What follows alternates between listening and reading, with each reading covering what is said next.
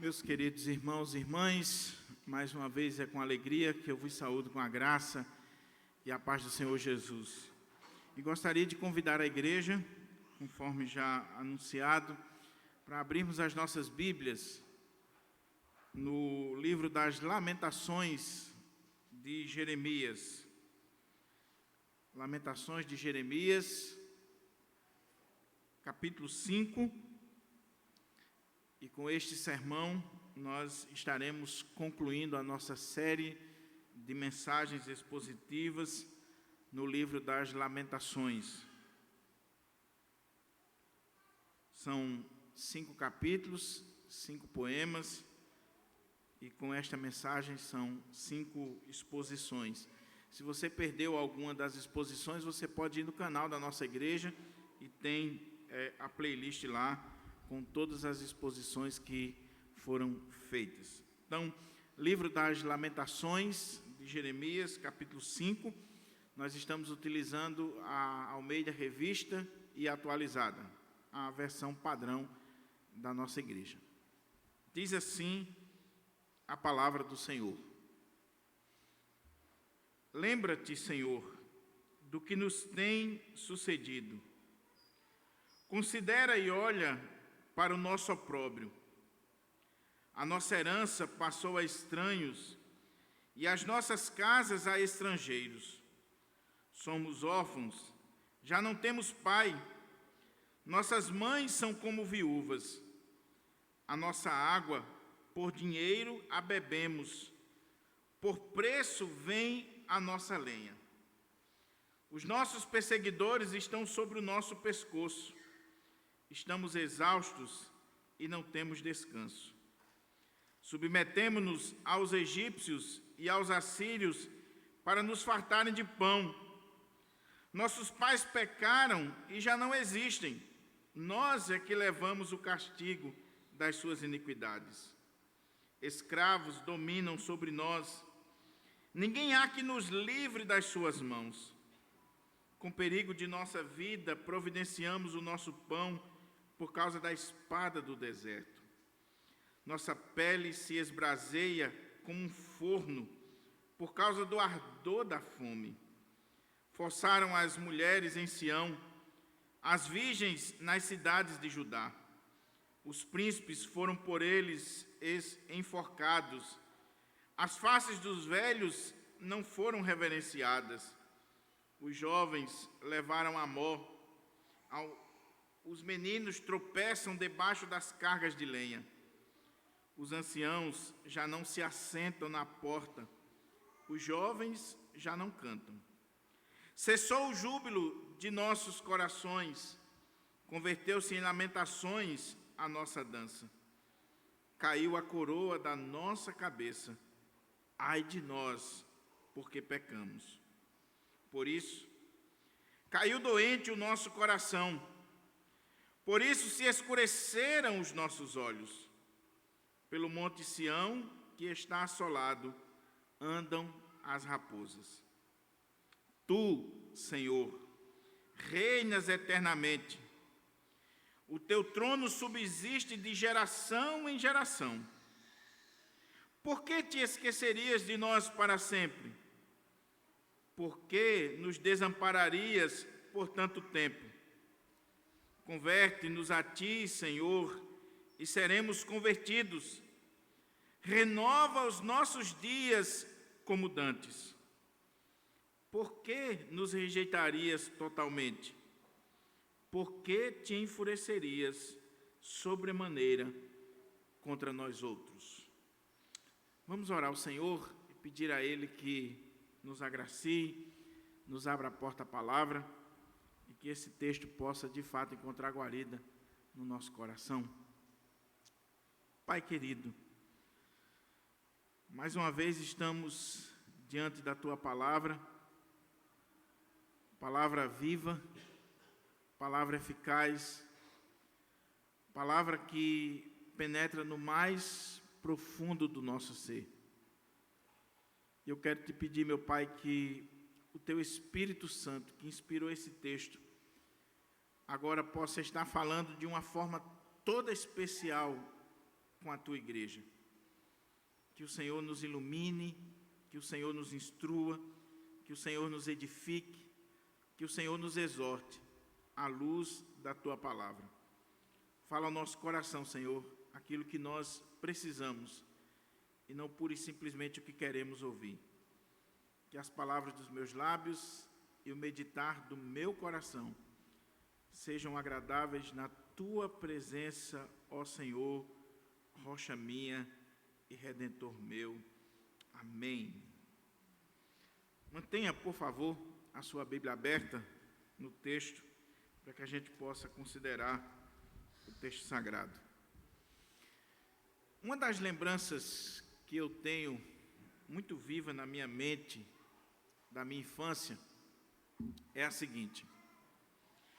Próximo à casa dos meus avós, tinha um senhor, que ele tinha um fusquinha amarelo, lindo.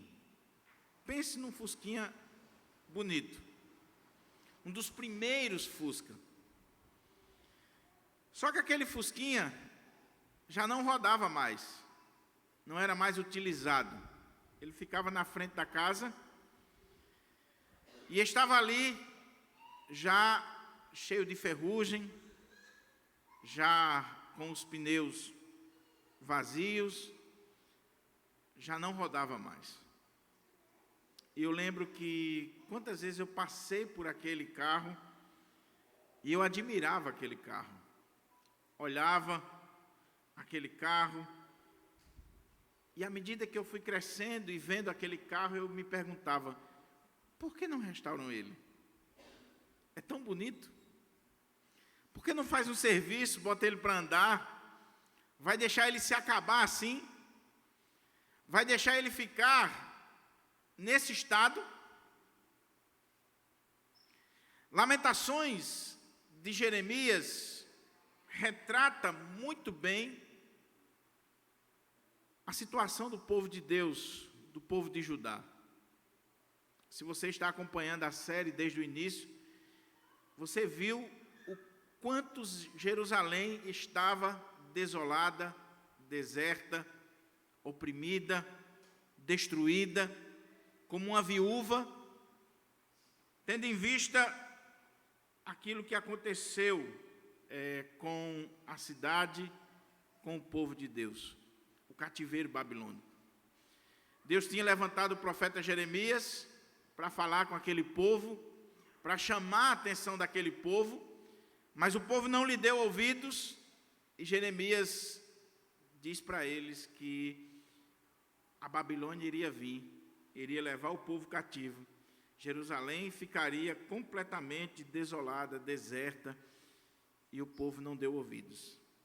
Até que em 587, 586, acontece o que Jeremias havia profetizado. O rei vem, leva o povo cativo, o rei, os príncipes, os nobres, destrói o templo, destrói as casas, e tudo fica aos montões, ao lixão. E o pequeno grupo que ficou na terra, geralmente formado pelos campesinos, os camponeses, eles ficaram numa situação terrível, angustiante, a ponto de Jeremias, que foi um dos que ficou na terra, assentar-se diante daquela cidade desolada e chorar, e à medida que ele chora, ele escreve essas lamentações. Mas o que é interessante é que quando chega na última lamentação, nós temos aqui o clamor realista e esperançoso do povo de Deus por restauração. Esse é o tema da nossa mensagem. O clamor esperançoso do povo de Deus por restauração. É sobre isso que eu quero falar. E é interessante que, quando a gente lê o capítulo 5, esse poema que está diante de nós, nós vemos que há uma diferença muito grande entre o capítulo 5, entre esta poesia aqui, e aquilo que a gente já viu. Por exemplo, capítulos 1, 2, 3 e 4 de Lamentações, ou os 4 poemas anteriores, eles foram escritos, trabalhados de forma acróstica. São poemas alfabéticos, onde cada estrofe está fundamentada a partir de uma letra do alfabeto hebraico. Nós vimos isso aqui nas mensagens anteriores. Pois bem, capítulo 5, essa última poesia, do acróstico, ela só tem um número, 22. São 22 versículos. Somente isso. Ela não segue mais a mesma estrutura acróstica, alfabética, dos poemas anteriores. Você olha aqui, você vê uma poesia, mas não vê um acróstico. E você vê uma poesia com todas as características da poesia hebraica, com, por exemplo, o paralelismo hebraico, que caracteriza a poesia hebraica, onde a primeira frase é reforçada pela segunda frase. Mas você não vê a mesma estrutura alfabética, acróstica dos poemas anteriores.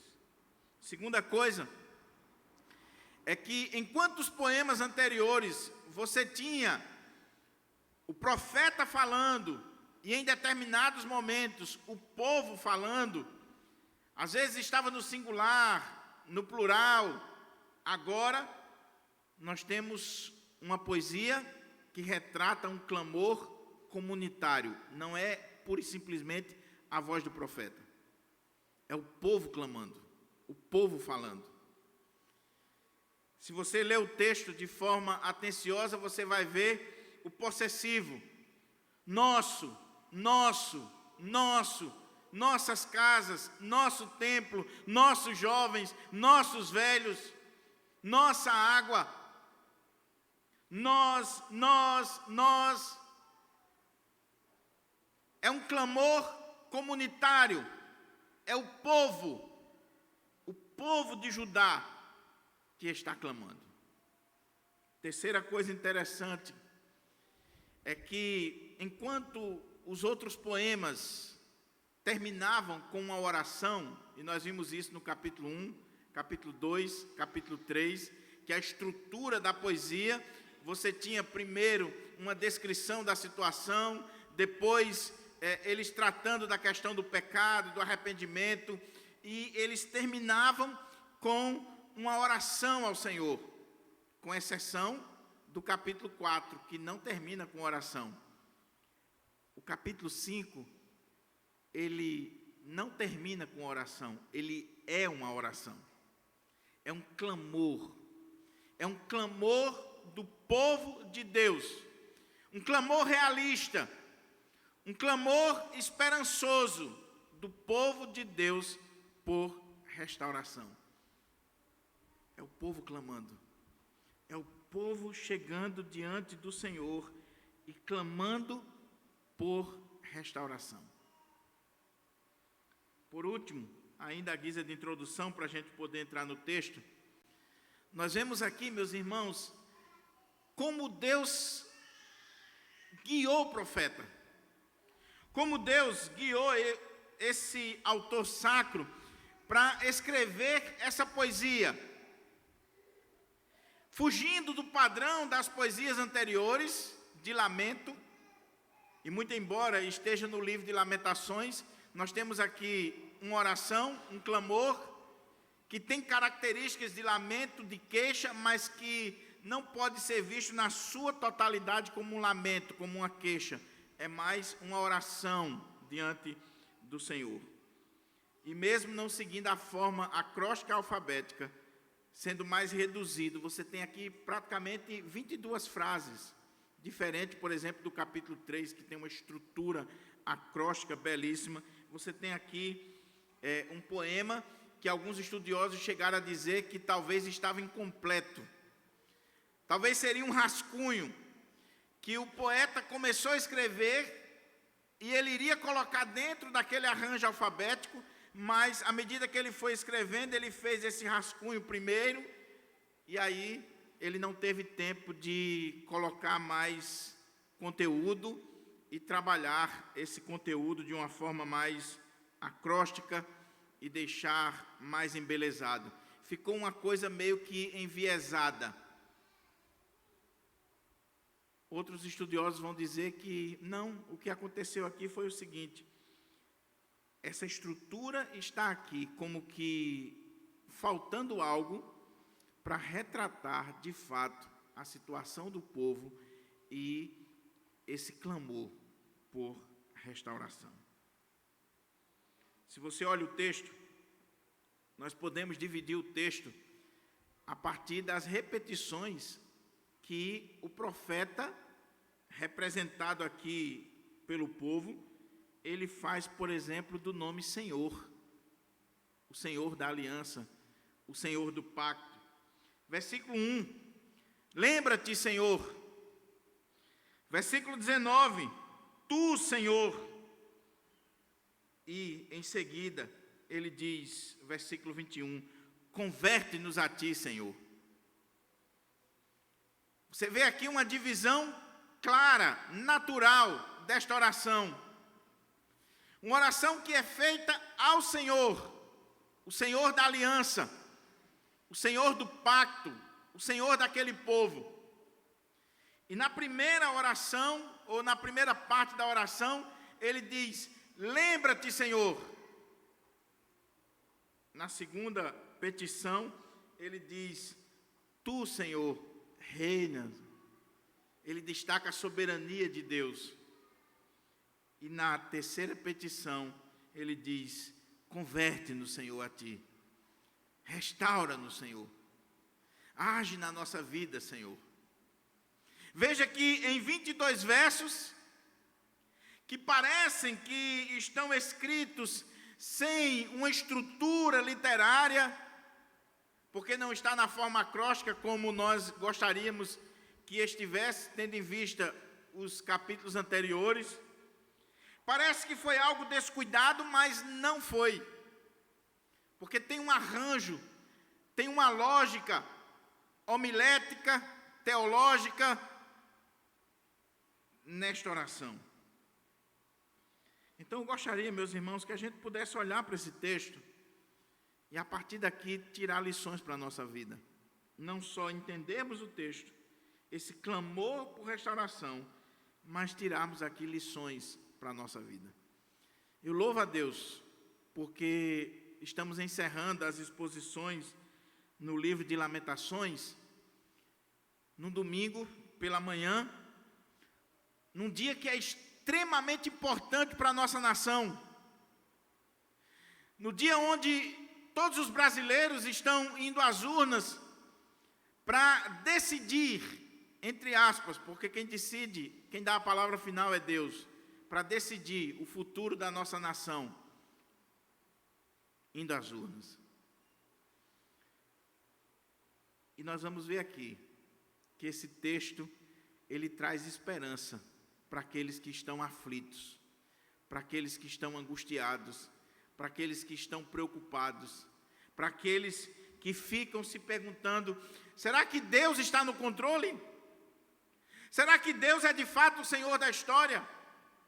Será que Deus contempla a situação do nosso país, da nossa nação, do nosso povo? Será que Deus continua no trono? Será que Deus pode restaurar ou pode trazer de volta o tempo ou um tempo melhor para o seu povo? Vamos olhar aqui a abertura desta oração. Versículo 1, o profeta diz assim, falando em nome do povo, falando aqui sendo a voz do povo. Lembra-te, Senhor, do que nos tem sucedido. Considera e olha para o nosso opróbrio. Olha como é que essa oração começa. Começa com 3 imperativos para Deus, 3 ordens, e a gente aprende, à luz da gramática da língua hebraica, que quando você tem imperativos ou ordem para Deus, aquilo ali representa e significa um clamor. Nós não podemos ordenar para Deus alguma coisa. Quando os verbos, quando as palavras estão no imperativo, e isso está relacionado com Deus, nós temos aqui um clamor, um profundo clamor do povo de Deus. Por isso que o tema da mensagem é o clamor realista, esperançoso do povo de Deus por restauração.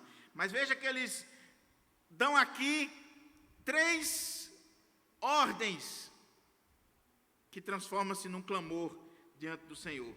Lembra-te, considera e olha, Senhor, para o nosso opróbrio.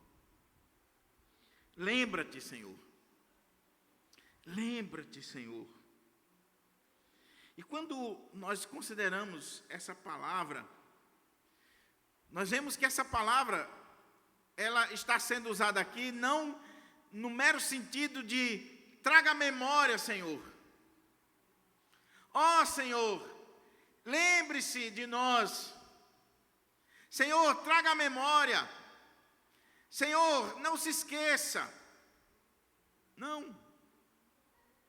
Quando a gente olha o Antigo Testamento, e eu não vou ter condições de citar todos os textos, mas pelo menos um, Gênesis capítulo 8 diz, e lembrou-se Deus de Noé. E quando você olha lá em Gênesis capítulo 8, versículo 1, que diz que Deus se lembrou de Noé, é que Deus agiu em favor de Noé. Deus agiu. Deus tomou uma atitude. Deus fez algo. Então, quando o povo de Israel, aqui, através do poeta sacro de Jeremias, está fazendo essa oração, levantando esse clamor, dizendo, lembra-te, Senhor, lembra-te. Eles estão dizendo, Senhor, vem agir, vem fazer algo. Não é só trazer a memória, mas, Senhor, faz algo por nós. Lembra-te, Senhor, do que nos tem sucedido. Considera, observa, olhe para o nosso opróbrio. É muito interessante a palavra aqui, opróbrio, que poderia ser traduzida também como vergonha. Irmãos, nós temos aqui um povo que está orando a Deus, e aqui é o remanescente que ficou na terra, que está sofrendo, que está sendo humilhado, conforme nós vamos ver, que está chegando diante do Senhor e dizendo, Senhor,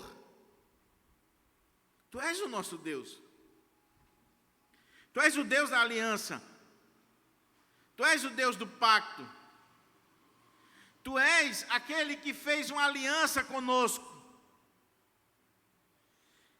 E nós estamos pedindo que o Senhor se lembre do que nos tem sucedido, que o Senhor considere, que o Senhor olhe, que o Senhor veja a vergonha que nós estamos passando, o nosso opróbrio. A grande pergunta é, por que eles estão levantando esse clamor? Por que eles estão pedindo para Deus se lembrar? E por que eles usam exatamente esse nome Senhor, que retrata esse Deus da aliança, esse Deus do pacto? Será que eles não têm consciência de que o que está acontecendo com eles é de fato porque eles quebraram a aliança, quebraram o pacto? E como diz lá no livro de Deuteronômio, capítulo 28, até o 30, tem lá todas as bênçãos que seguiria o povo se eles continuassem firmes na aliança, no pacto, mas tem lá também as maldições, e por eles quebrarem a aliança, eles tiveram sobre si todas aquelas maldições que está retratada aqui no livro das Lamentações. Mas apesar disso, eles estão dizendo: lembra-te, Senhor, do que nos tem sucedido. Considera, olha para o nosso opróbrio. Aqui tem algumas coisas interessantes para nós. Primeira, nós não podemos nos acostumar, nos render com a derrota. Nós não podemos nos acostumar com o caos, com a desgraça, com aquilo que está sendo imposto sobre nós. Haviam coisas terríveis que estavam acontecendo com o povo de Deus. Mas o povo de Deus não quer continuar naquela situação, não quer viver naquela situação. E aí eles clamam a Deus, eles falam com Deus, eles abrem o coração diante do Senhor. Lembra-te, Senhor, considera, olha. Mas a outra coisa que nós podemos ver aqui no texto, à luz de toda a Bíblia, de toda a teologia bíblica, é que quando eles estão dizendo assim: Senhor, veja a vergonha que nós estamos passando, veja o opróbrio que nós estamos vivendo. Olha, Senhor, considera, veja a situação terrível, horrível que nós estamos vivendo. O que está por trás deste clamor é: Senhor, o teu nome está em jogo. O que as nações vão dizer do Senhor? O que os outros povos vão falar do Senhor? Se nós somos o teu povo, se nós somos a tua igreja, se nós somos o povo da aliança, o povo que o Senhor fez um pacto, nós reconhecemos que pecamos, mas, Senhor, olha para a nossa vergonha, porque a nossa vergonha depõe contra ti. Se o povo de Deus está sendo humilhado, saqueado, vilipendiado, é o nome de Deus que está em jogo. Então, lembra-te, Senhor. Lembra-te do que nos tem sucedido. Considera e olha para o nosso opróbrio, para a nossa vergonha. Nós não queremos continuar assim. Nós não temos a mínima condição de continuar assim. E, Senhor, como o Senhor é o nosso Deus, é o Senhor que fez a aliança conosco. Se nós continuarmos assim, se o Senhor não lembrar de nós, se o Senhor não considerar, se o Senhor não olhar para nós, e nós continuarmos neste opróbrio, nesta vergonha, é o nome do Senhor que também está em opróbrio, está em vergonha. Eles oram ao Senhor, eles falam com o Senhor, eles clamam ao Senhor. Você está satisfeito com a vida que você tem levado? Você está satisfeito com a sua vida? Ou você tem clamado a Deus para que o Senhor se lembre de você, para que o Senhor olhe para você, para que o Senhor considere a situação que você está vivendo, para que o Senhor venha e veja o opróbrio, a vergonha que tem vindo sobre você, sobre a sua família, sobre a sua igreja, sobre a sua nação.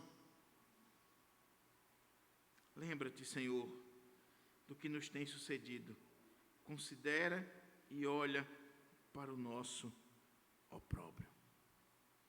Aí, a partir do verso 2 até o verso 18, eles vão descrever para nós esse opróbrio, essa situação vergonhosa.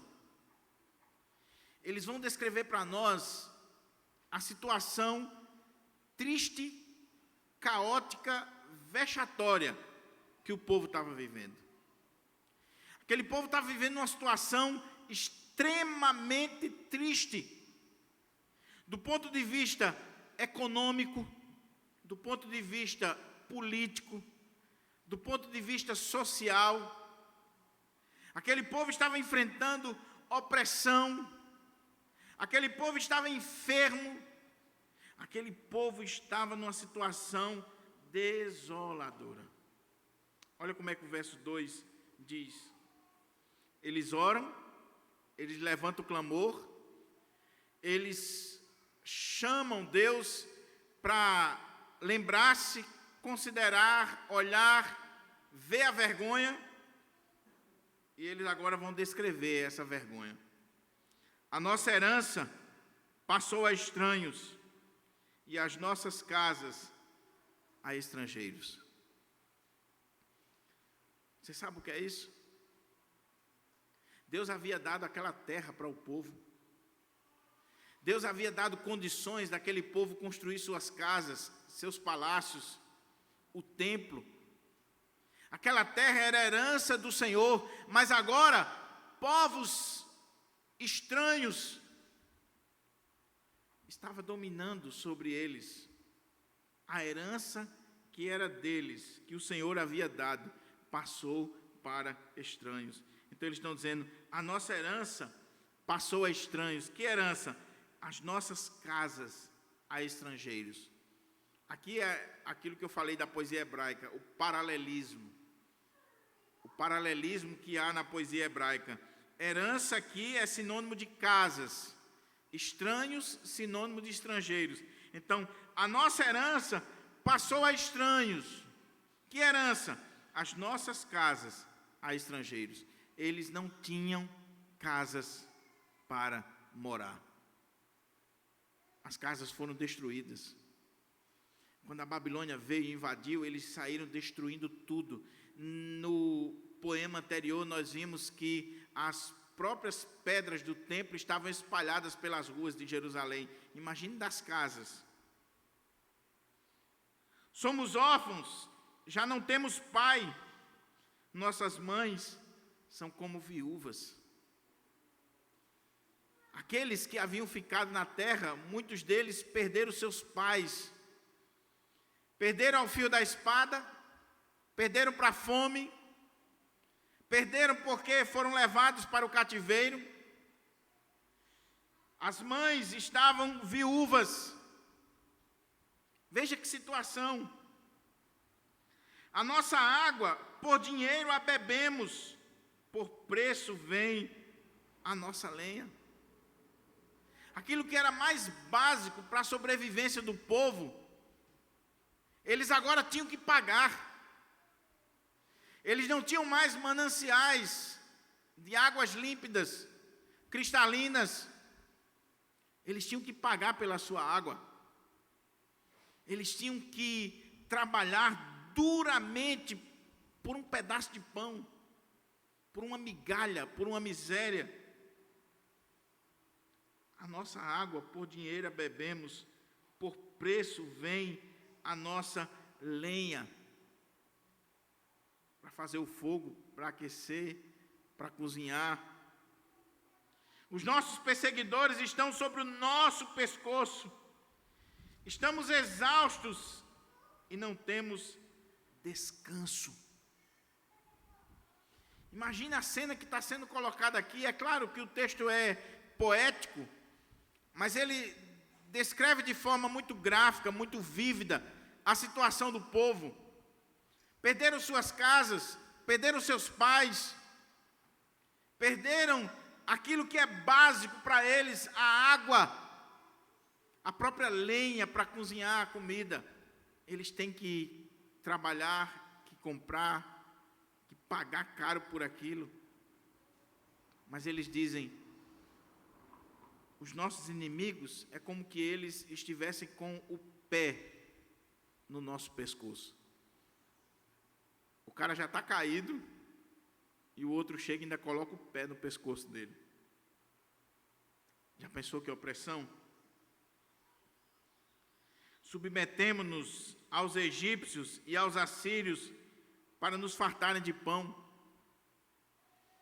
Para ter pão, tiveram que se colocar como escravos para nações inimigas. Nossos pais pecaram e já não existem. Nós é que levamos o castigo das suas iniquidades. Os pais haviam pecado quando fizeram aliança com o Egito, quando fizeram aliança com a Síria, quando não deram ouvidos ao profeta Jeremias, aos profetas de Deus.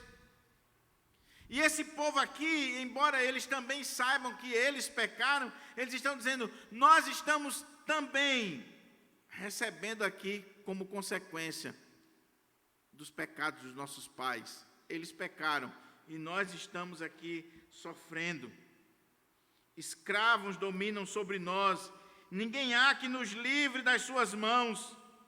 Com perigos de nossa vida, providenciamos o nosso pão por causa da espada do deserto. Eles tinham que lutar muito pelo pão. E quando você lê os poemas anteriores, você vê que era escasso, a ponto de crianças morrerem de fome, de príncipes estarem cambaleando pelas ruas e caindo de fome e morrendo. Mas olha o que eles dizem. Com perigo de nossa vida, providenciamos o nosso pão por causa da espada do deserto. Nossa pele se esbraseia como um forno por causa do ardor da fome. A fome era tão grande e eles estavam tão maus. E eles tiveram febre tão alta, que é como que a carne e a pele deles estivessem pegando fogo. E nós sabemos que febre não é doença. Febre é uma reação do nosso corpo a algo que está acontecendo com ele. É o corpo reagindo. Aquele povo estava sofrendo muito. Aquele povo estava passando por muitas necessidades. Mas quando você pensa que a coisa está ruim, ela pode piorar. Forçaram as mulheres em Sião, as virgens na cidade de Judá. Aquele povo oprimido, aquele povo sem casa, sem dignidade, sem água, sem pão, doente, ardendo em febre. Aquele povo sofredor, sem pai, as mães sem os seus filhos. Agora eles estão vendo as mulheres, as moças, as jovens do povo de Deus sendo forçadas, estupradas, violentadas pelos inimigos. Forçaram as mulheres em Sião, as virgens na cidade de Judá. Os príncipes foram por eles enforcados. Pegaram os príncipes do povo de Deus, da nação de Deus, e enforcaram. As faces dos velhos foram reverenciadas. Os jovens levaram a morte, estão trabalhando nos moinhos. Os meninos, veja a diferença aqui na poesia, jovens e meninos. Os meninos, com a idade, a mais tenra idade, crianças ainda, tropeçam debaixo das cargas de lenha. Não só forçaram as mulheres, não só colocaram os jovens para rodar os moinhos pesados, trabalhos forçados, mas as crianças foram oprimidas a tal ponto de estarem carregando lenha e, por serem pequeninas, estão caindo com um feixe de lenha. Os anciãos já não se assentam na porta. Os jovens já não cantam. Cessou o júbilo de nosso coração. Converteu-se em lamentações a nossa dança. Os anciãos, os líderes, os presbíteros daquele povo, que se assentavam às portas da cidade, que julgavam as causas, que ali tomavam as decisões, aqueles homens de respeito, eles já não se assentavam nas portas, eles estavam envergonhados, eles estavam oprimidos. Não havia mais dança, não havia mais música, não havia mais alegria, não havia mais prazer de viver, não havia mais nenhum tipo de dança no meio do povo de Deus. E o povo de Deus sempre foi um povo que gostou de dançar, de festa, de alegria, de música. Mas agora não havia nada. Cessou o júbilo do nosso coração e converteu-se em lamentações a nossa dança. Acabou o júbilo, acabou a alegria. Agora é só lamento, choro. Mas aí ele descreve como que a pá de cal: caiu a coroa da nossa cabeça. Ai de nós, porque pecamos. Você já assistiu aqueles filmes onde, quando o rei morre ou é ferido, a coroa cai? Geralmente coloca-se em câmera lenta, né? Porque caiu a coroa, acabou o reinado, acabou a vida, acabou a glória, acabou o júbilo. Caiu a coroa. Nós não somos mais nada. Nós não temos mais reinado. Nós não temos mais o rei. Nós não temos mais os anciãos. Nós não temos mais as nossas mães, os nossos pais. Nós não temos mais nem água, nem pão, nem casa, nem o templo. Nós não temos mais motivo para cantar, para dançar, para se regozijar. Nós só temos lamento, lamento e lamento. Então, Senhor, lembra-te de nós. Considera. Olha para o nosso opróbrio. Olha para a nossa situação. Senhor, age. Faz algo, Senhor. Senhor, não continue do jeito que o Senhor está.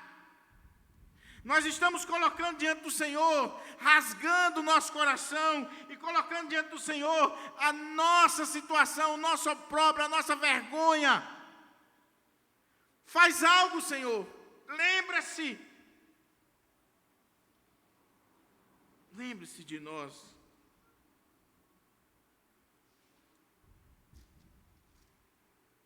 Por isso, caiu doente o nosso coração. Por isso, se escureceram os nossos olhos.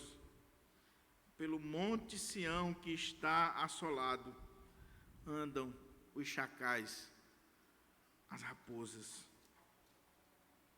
Eles terminam da forma mais triste que poderia ser.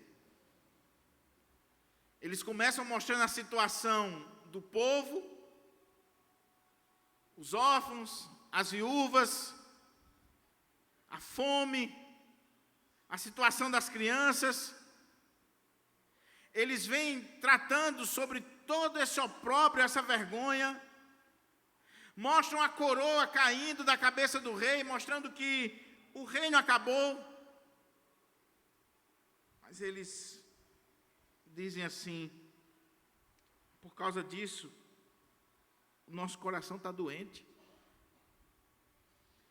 Por causa disso, os nossos olhos estão se escurecendo. Nós estamos morrendo. Nós estamos morrendo. Principalmente porque pelo monte Sião que está assolado andam as raposas. Eles estão descrevendo aqui a situação do templo, a situação da casa de Deus, a situação daquela cidade e daquele monte que era tão importante para o povo de Deus. O que tem ali agora? Raposas, chacais. O que tem ali agora?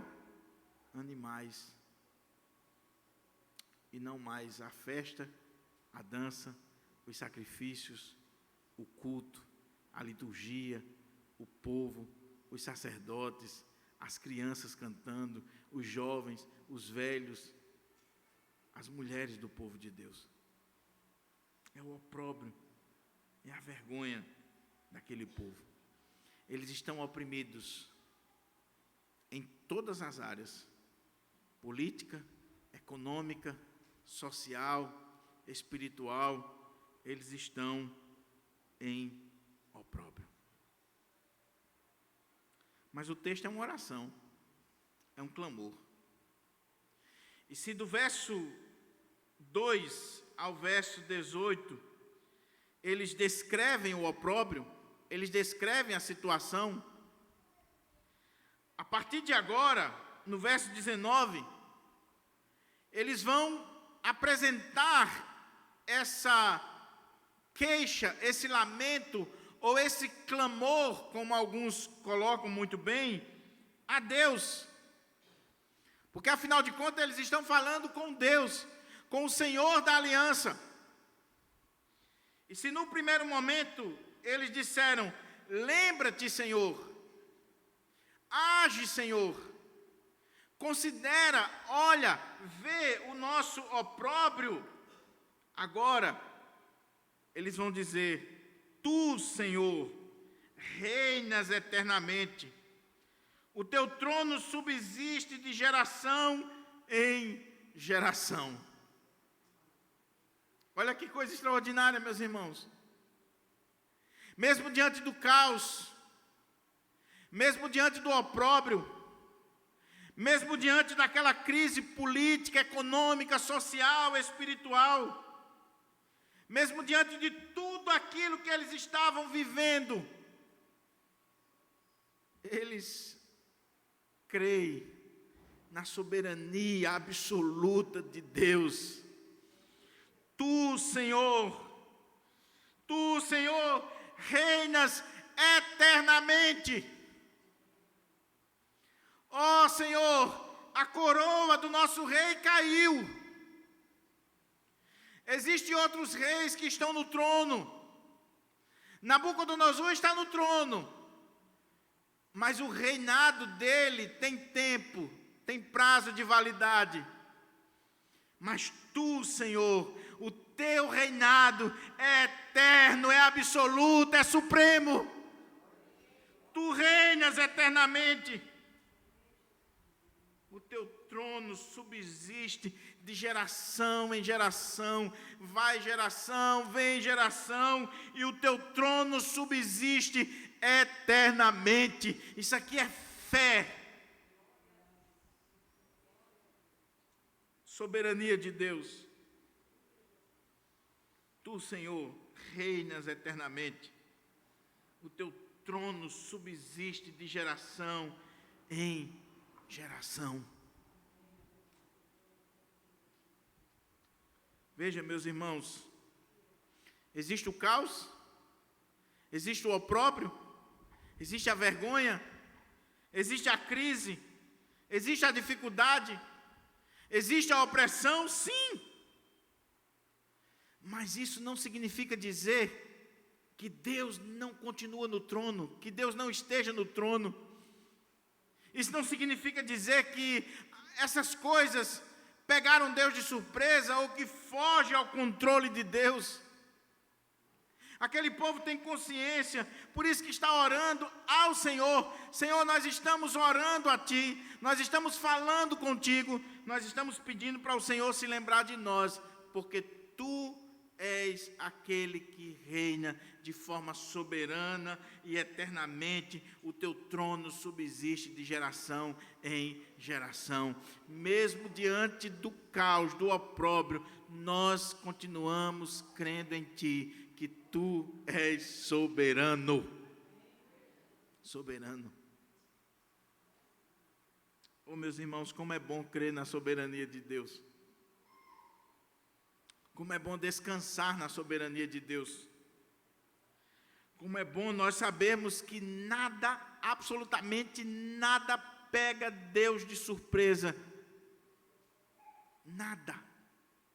Ele é rei, Ele é soberano, Ele está no trono, Ele reina de geração em geração. O que esse texto coloca para nós de forma muito clara? Se você olha para a situação de Judá, do povo de Deus, com uma ótica pura e simplesmente humana, você vai dizer que o povo de Deus está sendo oprimido, que o povo de Deus está sendo castigado, que o povo de Deus está passando por toda aquela situação, porque Nabucodonosor é o soberano. É uma conjuntura pura e simplesmente política. É uma questão de geopolítica. E aquele rei da Babilônia, que era o homem mais poderoso da época, é quem estava fazendo tudo aquilo ali. Mas o nosso desafio é olhar para o mundo, é olhar para a história, é olhar para a geopolítica, é considerarmos a filosofia da história não como algo que está nas mãos dos homens, mas como algo que pertence àquele que reina eternamente, que nada, absolutamente nada neste universo foge ao seu controle. Ele reina eternamente. O cristão não olha para a história com um olhar cego ou com um olhar pessimista. O cristão olha para a história e vê na história o dedo de Deus, a mão de Deus, o projeto de Deus, mesmo que no primeiro momento nós não entendamos, nós não compreendamos. Tu, Senhor, reinas eternamente. O teu trono subsiste de geração em geração. Agora, se Deus reina, e Ele reina, se o trono de Deus subsiste de geração em geração, então, por que que o povo está passando por aquilo? Por que que Deus permitiu, ou Deus fez, com que uma nação viesse e oprimisse o povo dele? O texto é muito claro, meus irmãos, dizendo assim, se você olha o verso 17, verso 16, caiu a coroa da nossa cabeça, ai de nós, porque pecamos. E aqui tem algo fundamental para nós. A soberania de Deus, ela não anula a responsabilidade humana. Nós nem podemos ir para um extremo nem para outro.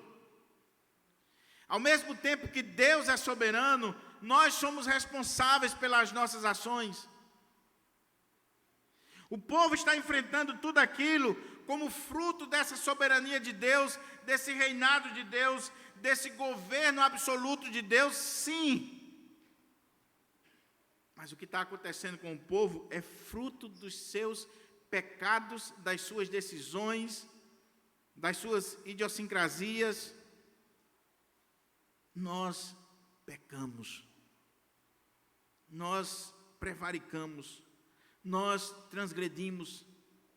Deus havia levantado profetas, Deus havia levantado Jeremias, Deus havia dado a sua palavra, Deus havia dado as alianças, Deus havia chamado aquele povo a atenção, mas o povo não queria ouvir.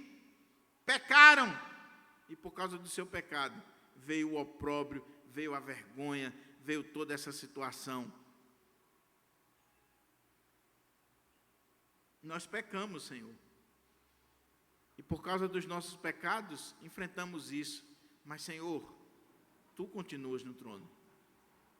Tu continuas reinando. O Senhor continua sendo o Rei de geração em geração. Por um lado, a responsabilidade humana, as decisões humanas, os pecados humanos. Por outro lado, essa soberania absoluta de Deus, que nunca é pego de surpresa e que age independente do que nós somos, do que nós fazemos, do que nós pensamos, Ele continua no trono.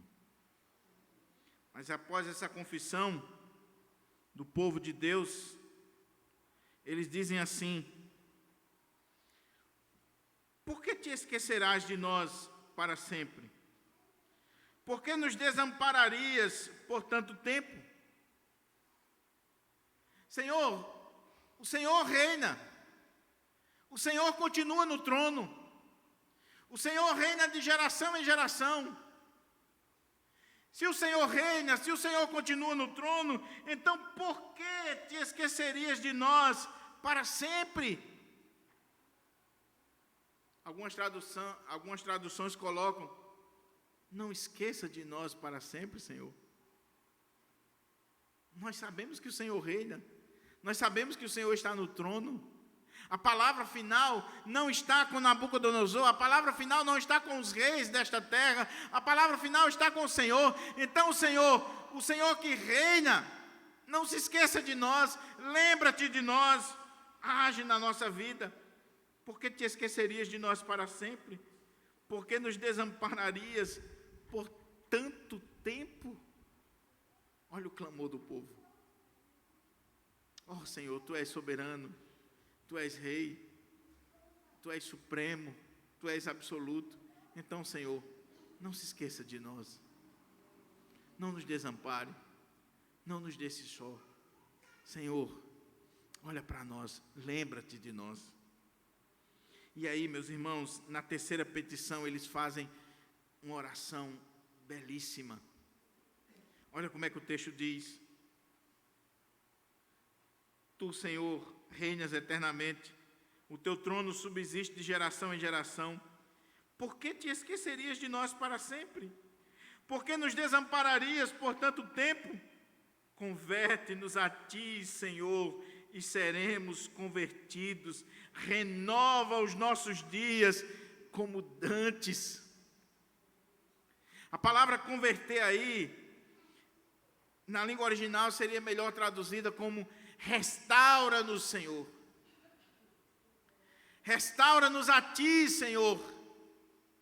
Converte-nos a Ti, Senhor. E nós seremos convertidos, restaurados. Renova os nossos dias como dantes. Agora preste atenção, uma coisa interessante aqui. Eles estão clamando por restauração? Sim. Eles estão clamando por uma volta para Deus, porque eles sabem que tudo aquilo aconteceu porque eles se desviaram dos caminhos do Senhor, eles se afastaram do Senhor, eles abandonaram o Senhor. Então eles estão dizendo: restaura, Senhor, restaura a nossa casa, restaura a água, o pão, o templo. É isso que eles estão dizendo? Não, Senhor. Restaura-nos, converte-nos a Ti, e nós seremos convertidos. E uma vez que nós voltamos para o Senhor, que nós somos restaurados para o Senhor, que nós fomos convertidos pelo Senhor, renova os nossos dias como dantes. Tudo vai se fazer novo. Novo. Olha que oração tremenda, olha que clamor extraordinário. Converte-nos a Ti, Senhor. Nós precisamos voltar para Ti. Nós precisamos voltar-nos para o Senhor com o coração quebrantado, contrito. Então converte-nos a Ti, Senhor. É obra Tua, não nossa. Nós já vimos que de nossa parte nós não conseguimos, mas, Senhor, converte-nos, restaura-nos a Ti, e nós seremos convertidos. Renova os nossos dias como dantes. Renova, Senhor, restaura, Senhor, os nossos dias. Por que nos rejeitaria totalmente? Por que te enfurecerias sobremaneira contra nós outros? Ó Senhor, restaura-nos, converte-nos, muda a nossa sorte. Sabe por quê, Senhor? Por que o Senhor iria se enfurecer sobremaneira contra nós? Porque o Senhor nos rejeitaria para sempre. Não faz isso, Senhor.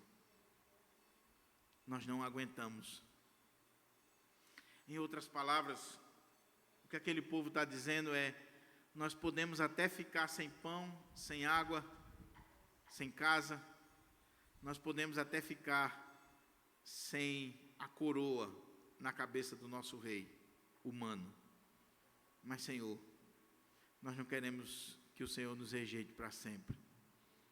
Nós queremos que o Senhor nos restaure. Nós queremos que o Senhor não se ire contra nós e restaure a nossa sorte.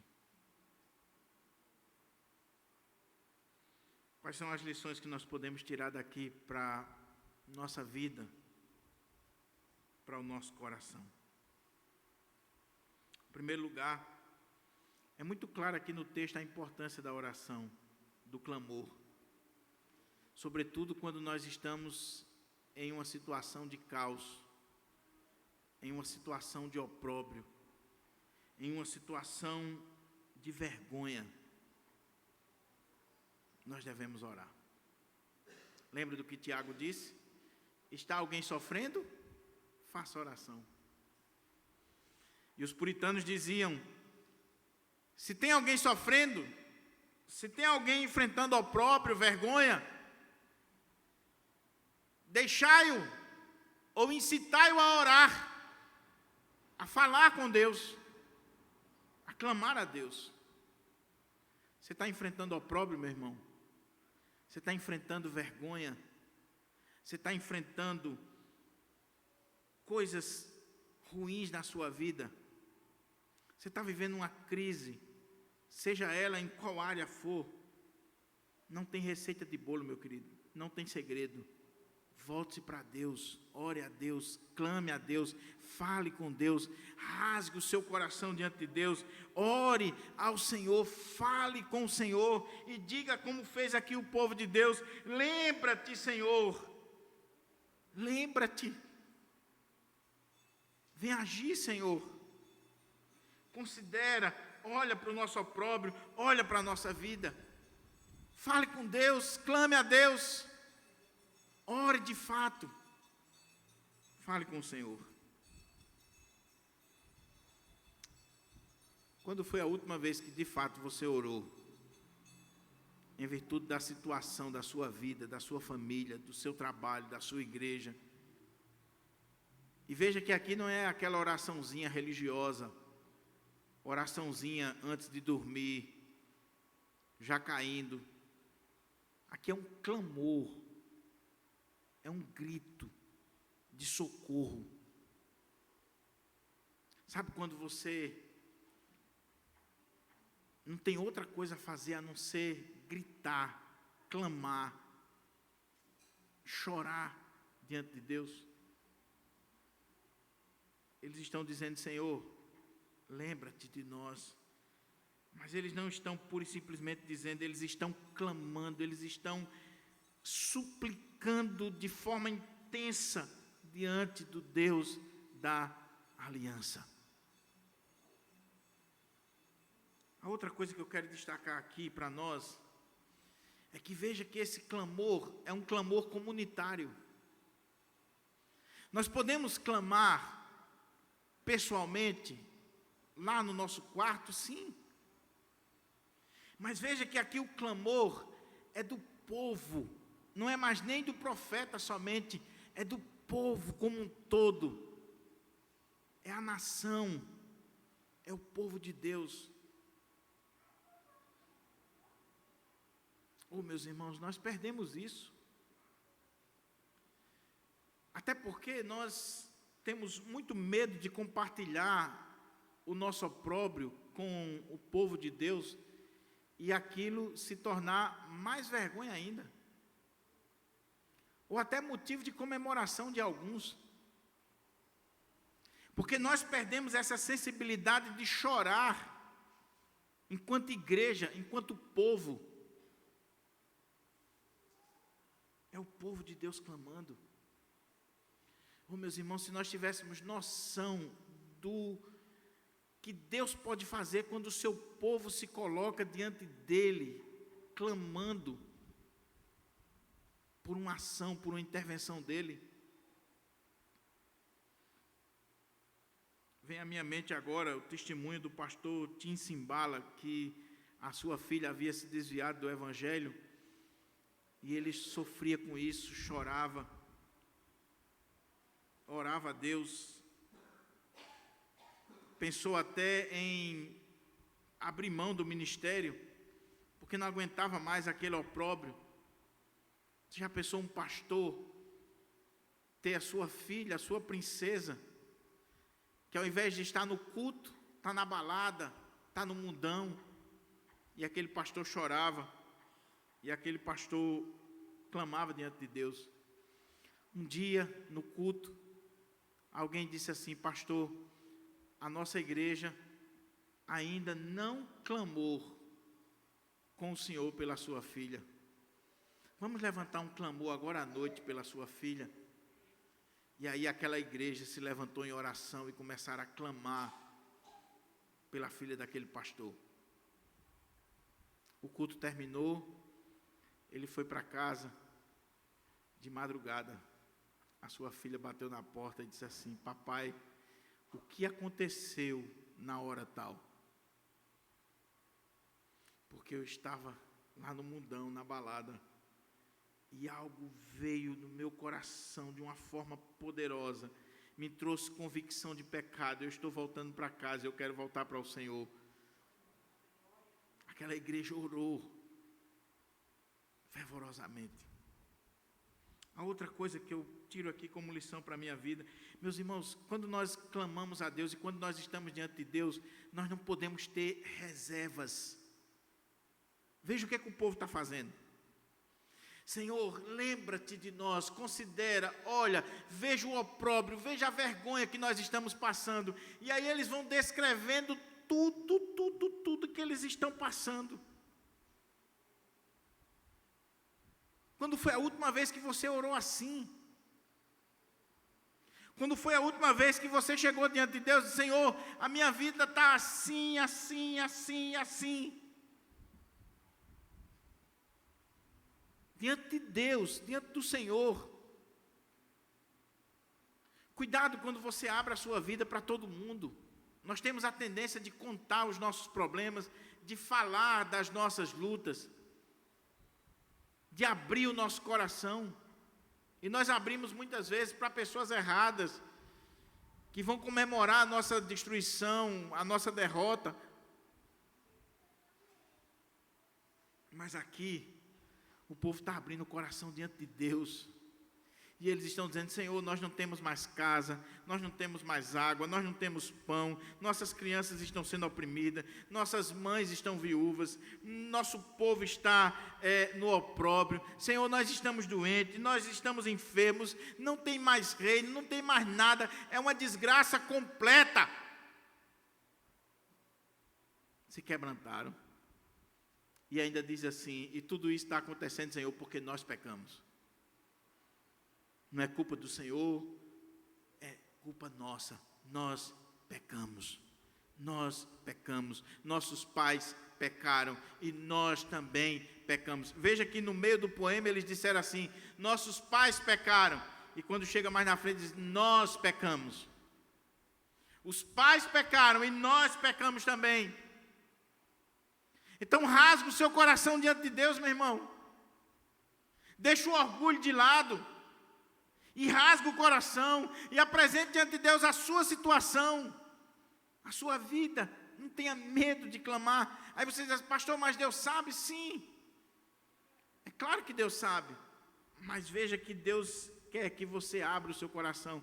E que você coloque diante dEle. Coloque com confissão de pecados. Não bote a culpa no pastor, não bote a culpa na igreja, não bote a culpa na sua família. Nós pecamos, Senhor, eu pequei, eu errei, eu estou nessa situação por minha culpa. Mas, Senhor, Tu és soberano. A outra coisa, creia na soberania de Deus. Creia na soberania de Deus. Irmãos, Deus continua no trono e nós precisamos reforçar isso a cada dia. Deus não perdeu o seu trono, Deus continua no trono e Ele reinará de geração a geração. Creia na soberania de Deus. Creia que nada acontece fora do controle absoluto de Deus. Ele é rei, Ele é soberano. Descanse nessa soberania. Descanse nessa soberania. E creia que Deus não vai te rejeitar para sempre, Creia que Deus não vai ficar irado com você para sempre. Creia que o Senhor não vai desamparar você para sempre. Sabe por quê? Porque a palavra que eles usam é muito estratégica. Senhor, Senhor, Senhor. O Senhor da aliança. O Senhor do pacto. O Senhor que fez um compromisso conosco. Que nos tirou do Egito. Que nos fez o seu povo. Que nos fez rebanho do seu pastoreio. Que enviou o seu filho para morrer por nós, e o seu filho vai dizer para o Pai: nenhum daqueles que o Senhor me deu se perdeu ou se perderá, nenhum. Creia nisso, meu querido, minha querida irmã. Eu quero concluir voltando à história que eu contei no início. Aquele fusquinha lá da minha infância, eu não sei qual foi o destino dele. Se foi restaurado ou se foi completamente destruído. Mas aqui, nós sabemos o que aconteceu. Aqui, como fruto desse clamor a Deus, se você olha Crônicas, capítulo 36, lá no livro das Crônicas, você vai ver que após o cativeiro, após os 70 anos, Deus levanta Ciro, o rei persa. E Ciro, que é chamado na Bíblia de o meu servo. Não que ele fosse crente, não que ele fosse um servo de Deus como Moisés e os demais, mas servo no sentido de que mesmo um rei ímpio, mesmo um rei que não teme a Deus, ele está ali no trono, porque ele é um servo de Deus. Ele está debaixo da soberania de Deus. E Ciro entendeu isso. E ele diz que chegou ao trono pura e simplesmente porque Deus quis. Vá lá para 2 Crônicas 36, para a gente concluir aqui essa exposição, para a gente ver o que aconteceu com aquele povo. 2 Crônicas, capítulo 36, o finalzinho aqui do texto.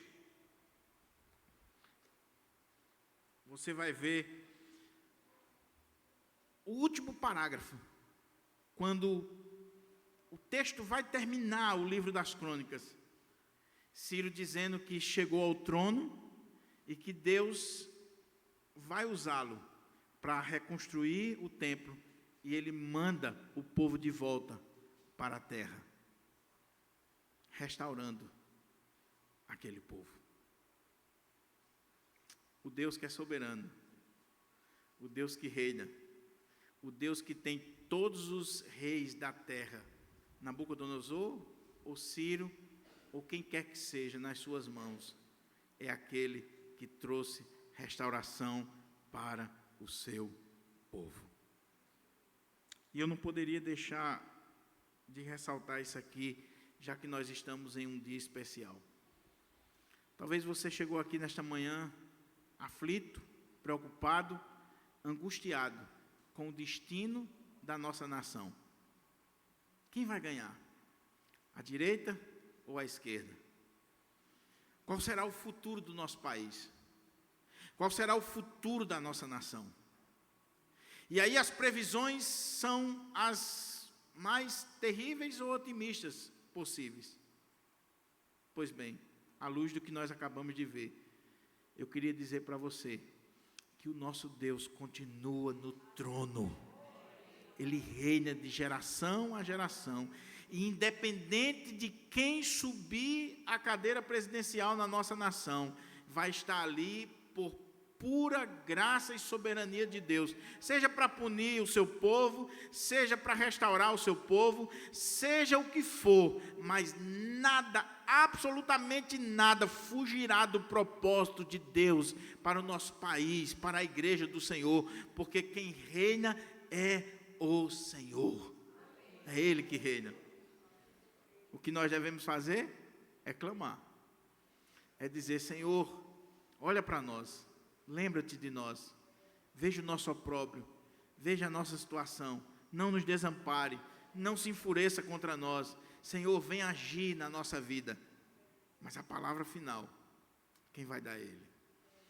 Que esta série de lamentações possa estar abençoando a sua vida, a sua família, possa estar abençoando a sua casa, a sua vida, em nome de Jesus.